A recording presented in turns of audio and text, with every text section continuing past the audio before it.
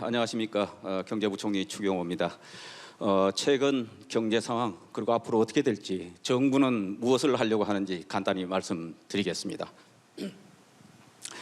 올해 우리 경제는 세계적인 복합 경제 위기 속에서도 3분기까지는 3% 성장을 이룩했습니다. 주요 선진국 과 비교해 보면 상대적으로 비교적 양호한 성적을 거두고 있다 이렇게 생각을 합니다. 그런데 최근 들어서 세계적으로 주요 선진국을 비롯해서 경기가 굉장히 빠르게 하강하고 있고 역시 우리 경제도 예외가 될 수 없습니다. 그래서 이러한 영향으로 내년에는 우리 경제가 더욱 안 좋아질 것 같습니다. 주요 기관들이 내년도 우리 경제 성장을 1% 중후반으로 전망하고 있습니다. 정말 어려운 상황입니다. 우리 경제 수출을 보면은 수출이 나름대로 원래 애를 썼습니다. 그래서 3분기까지는 증가세를 유지해서 현재 금년 수출액은 사상 최대를 기록하고 있습니다. 그래서 아마 금년에는 우리 수출 규모가 세계 아마 6위권에 우뚝 올라왔을 것 같습니다. 그런데 지난 10월부터 우리 수출도 마이너스를 기록하고 있고 특히 아시다시피 국제 유가 등 에너지 가격이 높아서 에너지 수입이 증대됨으로써 무역 수지가 7개월 연속 적자를 보이고 있습니다. 내년에도 세계 교역량도 줄고 또 우리의 주력인 반도체가 내년에 아주 좋지 않을 것 같습니다. 그래서 내년 수출 여건은 굉장히 어려울 것 같은 그런 생각입니다. 그래서 수출과 투자를 위한 정부의 고강도 정책이 지금 요구되는 그런 상황입니다. 물가를 한번 보겠습니다. 올해 들어서 전 세계적으로 40년 만에 아주 고물가가 지속이 되고 있습니다. 아시다시피 유럽 선진국들이 대개 9%, 10%의 지금 물가고에 시달리고 있는데 우리도 이것에 예외가 될 수가 없어서 고물가 때문에 우리 국민들께서 굉장히 어렵습니다. 지난 7월에 6.3%를 기록한 이후에 다행스럽게 국제 유가도 좀 떨어지고 또 국내 정책 효과 등으로 서서히 조금씩 내리고 있습니다만 아직 여전히 고물가 상황입니다. 일반 주요 기관들은 내년 후반쯤 돼야 우리가 3% 내외 수준의 물가 안정세가 나타나지 않을까 이렇게 전망들을 하고 있는 상황입니다.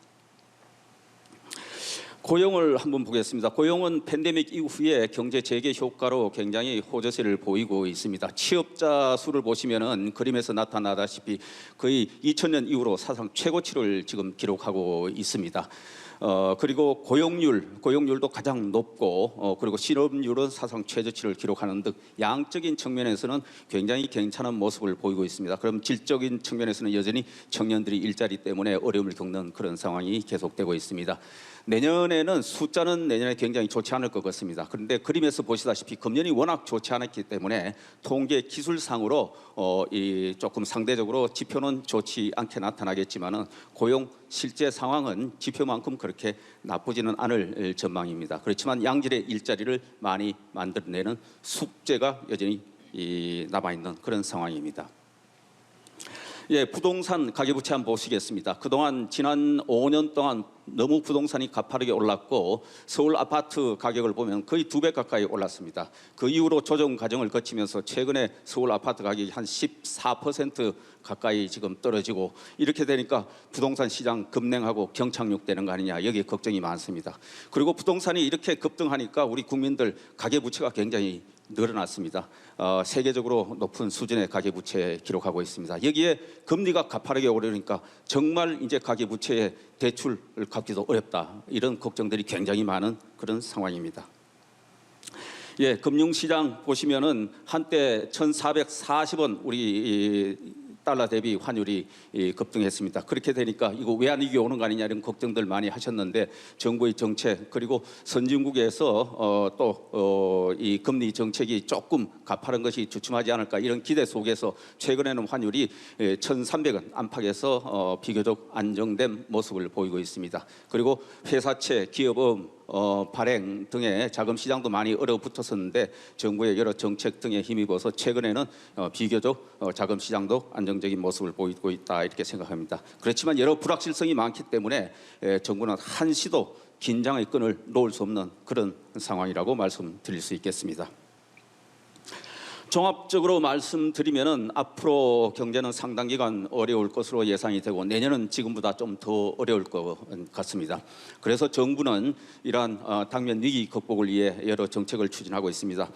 여러분께서 아시다시피 경제가 아무리 어려워도 저는 정부와 국민 각계각층이 힘을 모으면 반드시 이겨낼 수 있다 이렇게 생각합니다. 우리는 IMF 등 경제 위기를 2차례나 성공적으로 극복한 저력이 있는 국민입니다. 그래서 당면 위기 극복을 위해서 거시 경제도 안정적으로 관리하고 수출 투자 촉진하고 물가, 고용, 민생 안정을 위해서 최선을 다하겠습니다. 그리고 이 위기 이후에 대한민국이 도약을 해야 됩니다. 그 도약을 위한 준비, 즉 신성장 전략을 추진하고 또 연금, 노동, 교육, 개혁 등도 추진하고 인구, 기후위기 대응 등 미래를 위한 대비도 착실히 하겠습니다.